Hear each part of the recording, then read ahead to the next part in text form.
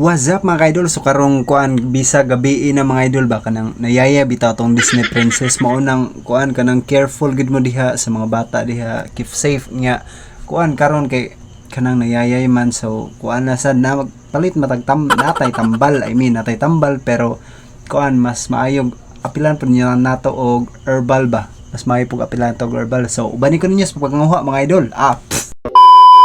What's up mga idol, tungod kay sa gikaingon ko na, so gilantan bitaw tong Disney Princess mga idol, mao nang si Dodong Gilod. Aba, nagiwag-iwag oy, bisang gabi na ko bitaw og nagiwag gyud kay gabi man nga mo po magiwag-iwag ko diha akong buntag, klaro magayo bitaw mga idol no, as amahan kana obligasyon gud nato atong mga anak ba kung magkasakit manggaling dali-dali ita mangita og tambal niya. Example ingon ani, so dali gud ta mangita og mga herbal para for kuan ba kanang strong bitaw sa immune system sa atong mga anak nya. Ingani gud siya mga idol kanang nagiwag-iwag ta bisan gabi pa man ta kay sa risk gud na by bitin or unsa na diha nga malalang mananak ba nya. Og sa atong pagiwag-iwag mga idol lisod pud ta pangita og asa pa to dapit ang mga agaw ani. Ay sa wala pa kibaw mga idol, ang kani sa amo ang tawag ani kay mga agaw no, sa Tagalog dai ni tawa-tawa charo mo ni ang tawag sa Tagalog mga idol no. Unya nakita na ni Dong Gilord kung asa na gyud butang atong mga agaw day mga idol no. Ginakumkum man siyang mga kamot na pod, syempre narasada na po siyang mga palad oy char. Pero aba syempre nakakalimutan man ni Dodong na magtagalog para marami pa lang hindi nakakaintindi ng Bisaya pa dong. Pagkatapos pala natin nag-iibot dyan,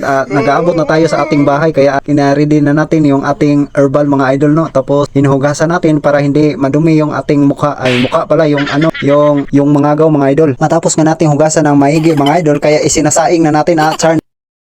A few moments later. So ito na po talaga mga idol, matapos nating pakukuluan, matapos niyan pang kukulo-kulo dyan mga more or less mga ipapainom natin sa ating Disney Princess no.